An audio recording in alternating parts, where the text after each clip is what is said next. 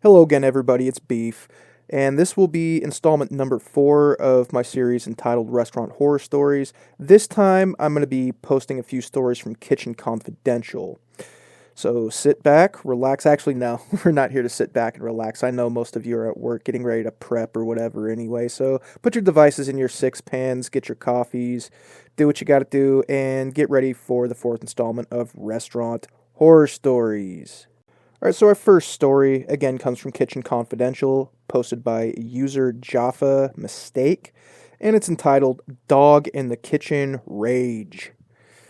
So this has happened about twice within a month of me working in this place. It's a small breakfast and coffee joint cooking for about 20 to 30 people. A lot of what I do is sandwiches and wraps, which are already pre-prepared and sealed, but I also cook a few hot and to-order options.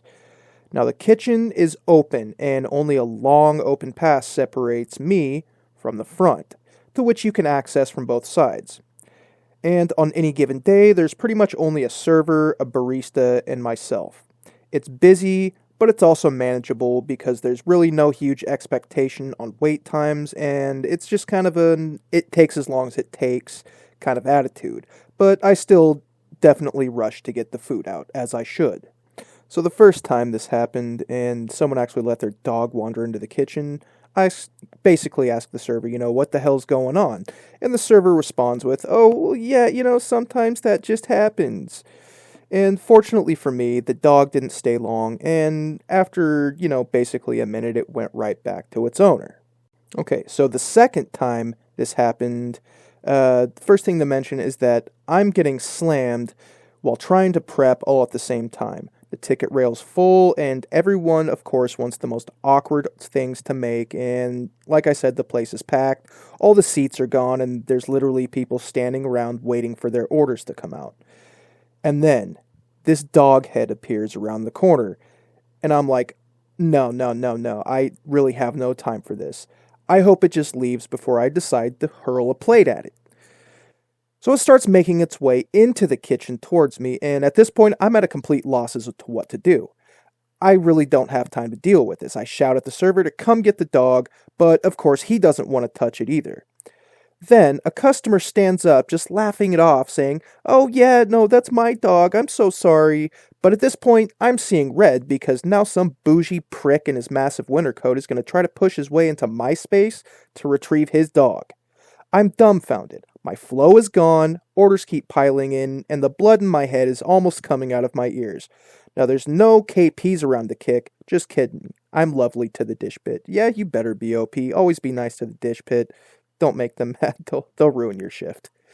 So, I'm obviously just done with this crap. And then we have all the customers that are watching all of this go down. Now, some are vocally charmed by the dog's antics, yeah, while the rest really sit in disgust at our lack of urgency in keeping live animals out of our kitchen. So, I'm not only somewhat humiliated, but I'm enraged. It hits me right in the pride. Yeah, I make buddies, that's sandwiches, for a living, and I'm not getting my ass, kicked in a Michelin star while nursing a drug habit, but my standards are my standards, and they're way beyond what I need to keep this job. I scrub the floors, and I sanitize the fronts every shift. And customers, of course, don't see that effort, so I can't expect them to respect it, but it definitely matters to me. Now, because of this, I'm half tempted to walk out, but that's not my style. So I exclaim to the server loudly, the next dog that comes out of my kitchen is getting volleyed out the door. The customer starts saying something back, but of course I've said my bit, so I really don't care. I ignore him and I get back to my job. They leave at some point, but I'm just too busy to notice. So personally, I really don't know how to deal with this any better. If it wasn't so busy, then yeah, I might have made the effort to be nice. But screw that. Keep your dog away from my kitchen, dickhead. You know what, OP? 100% agree with you, buddy. Dogs don't belong in the kitchen. Dogs definitely don't belong in the dining room. I might even be so bold as to say dogs shouldn't even be in outdoor patio seating. Now, I know a lot of people that'll disagree with me. They'll say, oh, you're grumpy, What if they're service animals? What if they're support animals? I don't care. It's a sanitation issue. Do you know why? Dogs have hair. Hair falls out. Hair is very, very light. Air picks up hair. What if Air blows dog hair into somebody's food. Is it the customer and their dog that becomes responsible for that? No, definitely not. It's going to be the restaurant that's responsible because another customer got your dog's hair in their food. TLDR, don't bring your dogs to restaurants. Alright, so our next story comes from user Kev T. Peters, and it's called Embarrassing Kitchen Moments. I just so happened to be a little tipsy as today's my Friday, and I was reminiscing about one of my first real kitchen jobs and thought I'd share in case anybody else had any similar stories. About 8 years ago, I decided to jump headfirst into the waters of fine dining after essentially only ever working in fast food. An incredibly large, well-known tourist attraction in my local area was holding a job fair and decided to throw my application in just to see what they gave me. So I didn't exactly lie, but I kind of stretched the truth about my experience and qualifications, and the recruiter had absolutely no ties to any kind of kitchen work or the hospitality industry in general, so it was basically the perfect storm for a 20-year-old to get the fast track to a very high volume, very expensive restaurant in a very expensive hotel. It also just so happened that this company employed so many hospitality workers that it maintained its own workers' union, which I joined immediately upon getting the job. I was instantly clocked as being completely unprepared for the job.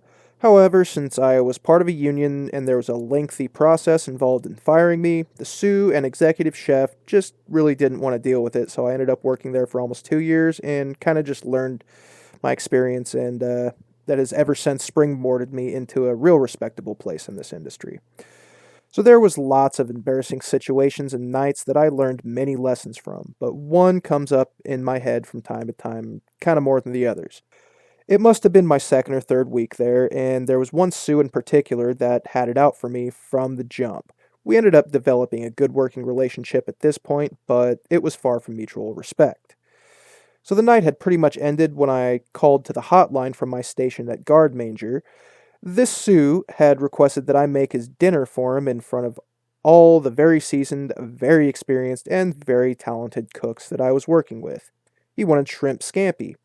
I had absolutely no idea what that was, nor what it should look like, nor how it should taste, what the components of the dish were, etc., etc. I basically stood there flabbergasted. So the look on the sous chef's face basically said that he knew that I had no idea what I was doing. I floundered with the pans on the French top, and at this point I had never seen a French top range, let alone knew how to work on one, until one very nice cook walked me through it while everyone just kind of watched and giggled amongst themselves. Sure, it was embarrassing and way out of the realm of a professional atmosphere, but looking back on it, I definitely deserved it. My sous actually ended up admitting that the shrimp was cooked perfectly and the scampi was seasoned exactly how he wanted it, but still, 8 years later, I think back to that situation, and now when I train a new cook, although I never engineer such an embarrassing situation for them, I kind of always ask him to make me shrimp scampi off the menu as a gauge for where they're at. Well, honestly, OP, I'm glad it worked out the way it did, and you were in that kitchen for a couple years, and hopefully you did pick up some really good techniques.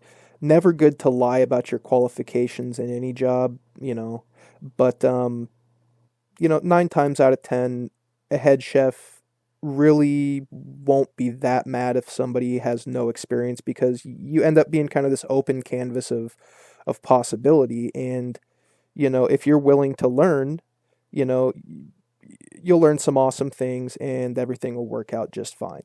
It's better than, a seasoned cook coming into a kitchen, which, I've kind of made this mistake. You think you know everything and you end up screwing things up, and of course you don't want to listen because, like I said, you know everything, and that never turns out good. So, good on you, OP. Really proud of you.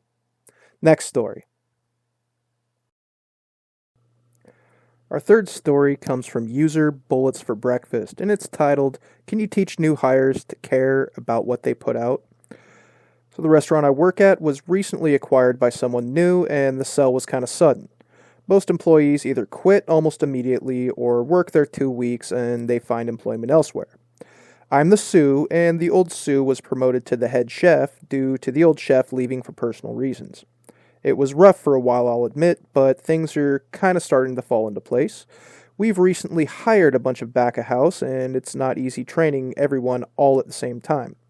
One of them is great, listens well, understands that we have to make the food look good as well as taste good, actually does prep when he has downtime, really respectful kid. The other three feel a little bit like they're kind of just there for a paycheck and a free beer.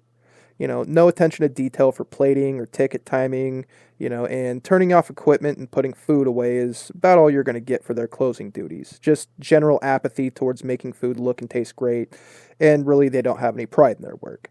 They're all kind of stuck in that, well, I've been cooking for 26 years, what do you know, kind of mentality.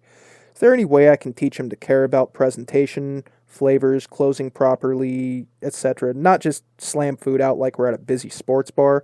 Or is this more of a person-by-person sort of thing? I've always prided myself on cleanliness, timing, efficiency, and making sure everything that goes out is something that I would be proud to serve my own mother. So right off the bat, OP, I really don't envy you in that situation. I don't know if you can really teach someone pride for their job. And I mean, honestly, it's not your job to get someone else to care about their job. It's really just your job to make sure they're doing their job correctly. So, I don't know. This kind of all depends also on whether you or the head chef have any say on hiring and firing. Because the way to get through to one of those thick headed, old veteran cooks is just to say, hey, step your game up or you're fired.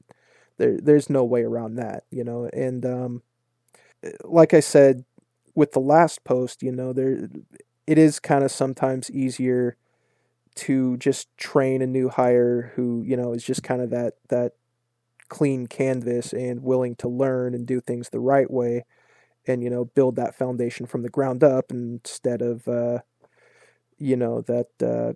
seasoned cook that comes in thinking they know everything and will saying things like, oh, well, that this isn't how we did it at the last place, and that's not the right way to do things. Honestly, that just wastes everybody's time, and time's a pretty valuable commodity in the kitchen. So don't really envy you. If you can't hire and fire the guys, bring the issue up to someone that can, but that's probably the point that needs to be made. Either do your jobs correctly the way we ask you to, or find employment somewhere else. All right, and our last post for the video comes from user Junior P76. It's called Bad Work Dream Last Night. Oh, I've had those. Oh, God. So I had a dream that I was helping to open a new kitchen in London at a shopping center. I was making Alfredo sauce, and we ran out of heavy cream. So I rented a box truck and drove to get some. When I returned, I couldn't find the store. So when I found the store, I couldn't remember where I parked. So I spent the rest of the dream running around the shopping center trying to find the truck. Oh, and the recipe for the sauce was also missing. In reality, I actually quit this company over 5 years ago, and I live in Northern California. I didn't even drink last night. I don't use drugs, but I did watch Cars 2 with the family last night, which has its ending in London. PTSD is real. I'm kind of jealous of you, OP, because I used to have work dreams a lot, and normally they were just kind of the boring work dreams where, I'm just stuck behind my station and the ticket machine just won't stop, and like I usually dream like I'm probably just making the same sandwich over and over and just over and over and over and over and over again, and I think that sandwich is usually a BLT, but I mean, it's a dream, so who the hell knows.